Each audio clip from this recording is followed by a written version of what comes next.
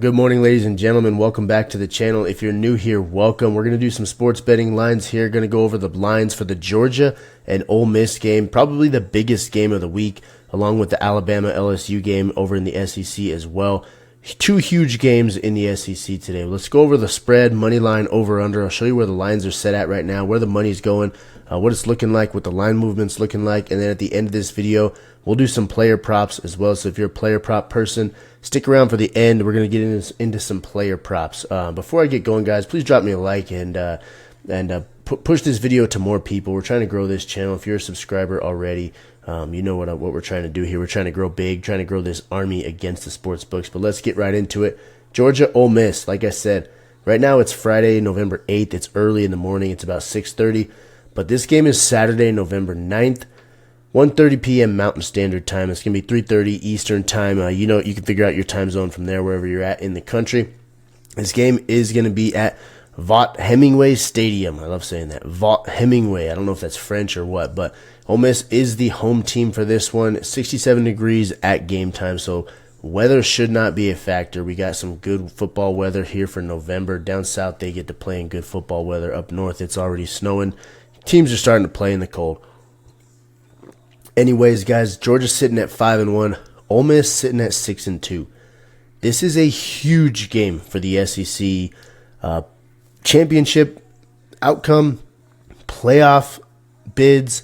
A lot at stake right here. Ole Miss has a chance to put themselves back in the running in the SEC. Are they going to go to the SEC championship if they win this game? I don't know, but they need it to at least stay alive and give Georgia a second loss. Projected score per AI right now is saying 28-26 in favor of the Dogs. This line opened up at -7 for the Dogs, +7 for Ole Miss. Georgia's sitting at -2.5 now, so obviously Ole Miss sitting at +2.5. The odds on Georgia to cover are -121 and -103 for Ole Miss to cover. Let's look at where the money's at here on the spread. Public bets, 84% of them are coming in on the Bulldogs. 89% of the handle, the money is going towards the Bulldogs. That's a lot of money in favor of one side, especially considering the Rebels are very good against the spread lately. Now, take that for what it's worth. Georgia's a different beast than who Ole Miss has been playing, but nonetheless, they have been beating the spread lately. +2.5 is almost a pick'em game. It's not quite a pick'em. If this was sitting at 1.5 or just even itself, it'd be a pick'em game. But it's a lot of money on favor of one side here on the spread. Take a look at that one. I know I'm looking at that one very deeply, doing some research on that. I did send a pick to my VIPs already on this game. So if you're not in the VIPs and you want to be, you get 3 free days this weekend. You can get my entire weekend of picks for absolutely free. Click the link in the description below. It says free and VIP links. Sorry, free and VIP picks. Use code SCRIPT when you sign up for the VIP plan. You're going to get this whole weekend absolutely free. Let me put some money in your pocket before you pay a dime for my picks. Let's move on into the money line. Sorry, I stumbled over my words there. Money line here is sitting at Georgia -142, Ole Miss +119. It opened up at Georgia -210, Ole Miss +119. So, seeing where this line is trending, you should probably expect that Georgia is not getting all the bets and not getting all the money because this line is actually getting tighter. Well, Georgia is getting more of the bets. 71% of the public is on Georgia to win this game. 64% of the money is on Georgia to win this game. So there's a discrepancy in line movement here. This is where things get fun and things get interesting. I've been watching this line for over a week now. And like I said, I already put out a pick to my VIPs just based on live movement, based on money dispersion, based on analytics of the actual football game, combining all those things. There's some big money to be had in this game, whether it be parlays, whether it be straight bets. You decide for yourself. My sportsbook plays are posted up on my winnable page for the VIPs right now. Take it for what it's worth, guys. This one's scary for the Bulldogs. Ole Miss has a slight advantage being at home. Ole Miss is a good football team. Earlier this season, they were top 10. They were actually top 5 at one point, I believe. Don't quote me on that. But I believe I remember them being a top 5 football team. So Georgia has not looked like Georgia in the past. They almost dropped one to Kentucky. That was a super close game. Texas, they actually played their asses off, and they beat the Longhorns, which was shocking to a lot of people. So Georgia is still a good team. They did drop one to Alabama. SEC is super tight, very tight race right now. Everybody has at least one loss. This money line is very intriguing, very, very intriguing based on the way this line is moving and where the money's at. Let's move into the over-under point total. Opened up at 54.5. It is now sitting at 55. It only moved a half a point. This tells me that the money should be hitting the over for this to move up slightly. And actually, the public bets, 52% of them are on the under, but 58% of that money is on the over. This one's pretty split. Okay, there's not really a heavy side that the public loves here, so very split there. I haven't done too much research on the point total there. I'll probably dive into that here a little bit more throughout the day and leading into tomorrow up to game time. We'll see what I like as the lines move and adjust. I just want to get you guys the information, where the lines are at right now, where they started at, and what they're looking like based on money dispersion and bet dispersion from the actual public, not the sharps. That's what I got for the sports books, main lines, spread, money line, and over under. Let me know what you guys think in the comments. Who's gonna win this game? We got Georgia, we got Ole Miss. It's gonna be a tight one way or the other. It should be a damn good game. Let's move into player props now, guys. Coming over to the player props side of things. First player I got up here is Trevor Etienne. You can see his line is set at 75.5 rushing yards, and I got the over highlighted right there. That's because we're taking the over on Trevor Etienne's rushing yards at 75.5. Look at his graph right here. Don't worry about these first 3 games right here. That's last football season. We're looking at right here September 7th through last week, November 2nd. He's over this in 4 of his 7 games. That's not a dominant number, right? He's not crushing it every single week. 3 of those games he's been under it. But like I said, this game could be a tight game. Georgia likes to run the football. Trevor Etienne is their workhorse back. I expect him to get a lot of touches and a lot of action in this game. Trevor Etienne has been the guy that they need to feed to win football games. When they're trusting that damn quarterback Carson Beck, they are not doing. I just combined Beck and Bentz. I just realized that. Carson Beck, they're not doing well when they trust him to sling it around. He hasn't been that dude this year. I think his draft stock is falling. He's not a top 10 pick.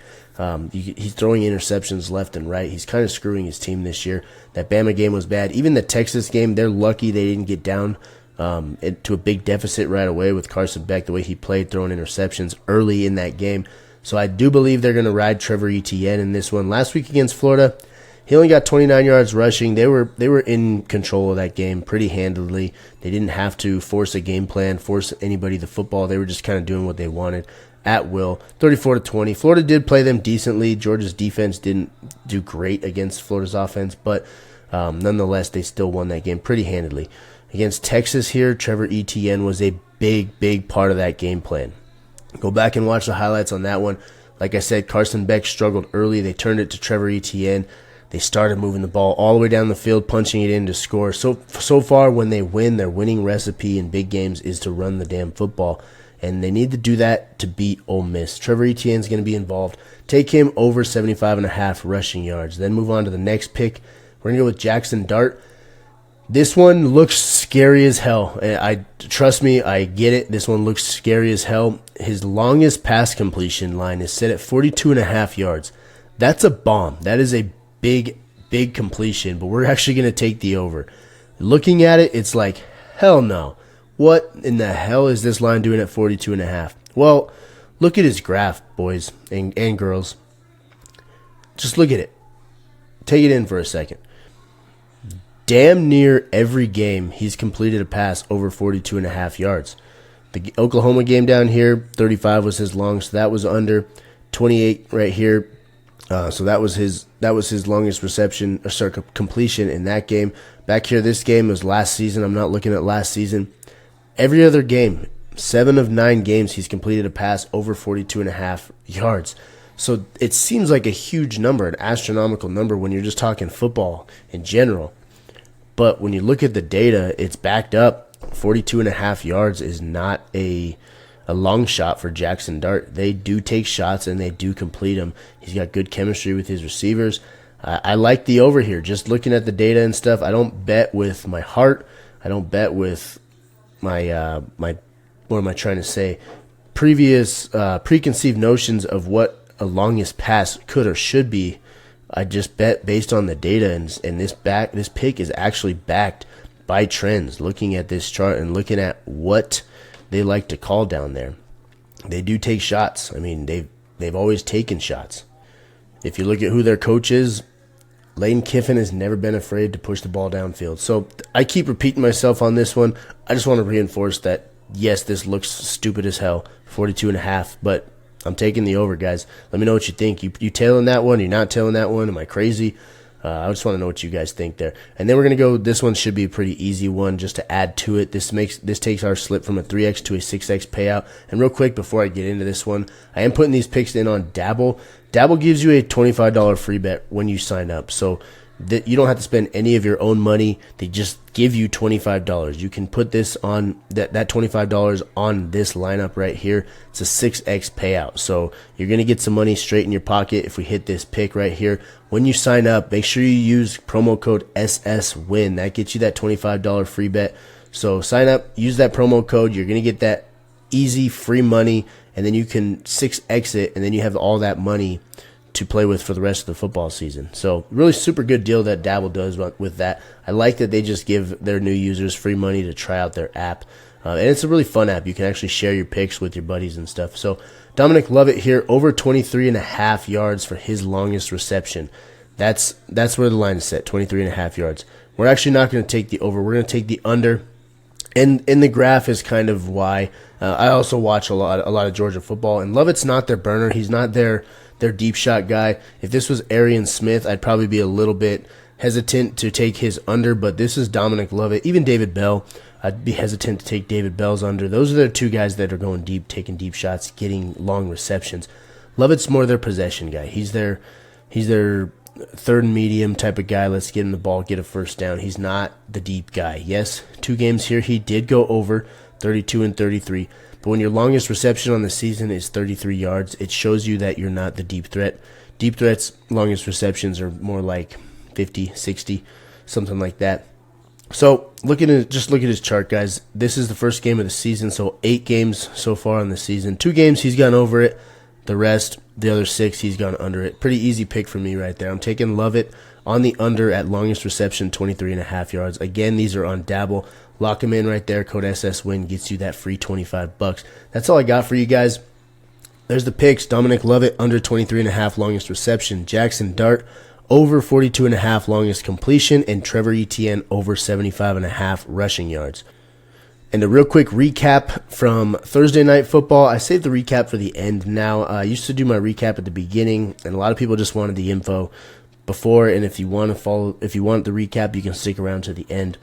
So yesterday, Thursday Night Football, 3 straight Thursdays, we absolutely freaking crushed the books. Cashed again. 2 weeks ago, we took Rams money line. Last week, we took Jets money line.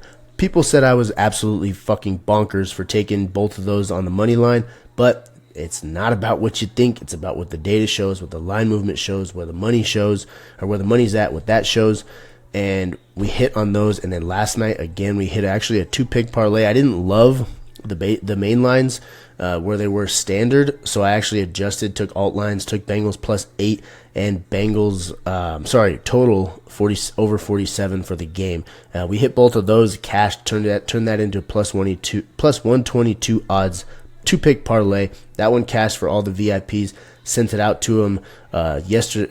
Actually, I think I sent that one out Tuesday, or Wednesday morning. One of those 2 days. I can't remember exactly when I sent it out, but nonetheless, we hit that pick. The player props did not hit. Four of the 6 picks that I had did hit, but not all 6 of them hit, so we didn't win that the player prop slips. Nonetheless, we won the sportsbook plays. The sportsbook plays are where we've been absolutely hot, absolutely on fire, especially on Thursday Night Football. That game is, when there's one game throughout the day, so many people bet on it. It makes the lines that much more intriguing and easier to follow, I guess you could say. And you can follow them all week long and come up with a result and see the outcome before it actually happens. Bengals money line was a pick that I was very close to taking. Glad I didn't. It's just a little bit that made me hesitate on that one, and ended up being a good no play there. But that's all I got for you guys. Thank you so much for watching. If you like my style, guys, hit the subscribe button. Get in on our community. There's a notification bell down there. Gets you all my videos sent right to your phone. You get alerted. And if you're not somebody that pays for picks, get in on our community. There's a free pick subscription in the link in the description. It says free picks right on it. Get in on the free plan, and then you can get in on the Discord. Get you access to the free Discord. You can talk shit, shoot the shit with all the other sports bettors in our community. We're building an army to take it to the books. It's us versus them. Hopefully us wins more than them, but that's just kind of want to let you know we're trying to grow this community and get people involved, interactive, make this a fun thing. Sports betting should be fun. So down there, like I said, free subscription in the link in the description. It's a mouthful. I apologize. Thank you guys so much for watching. I'll see y'all next time.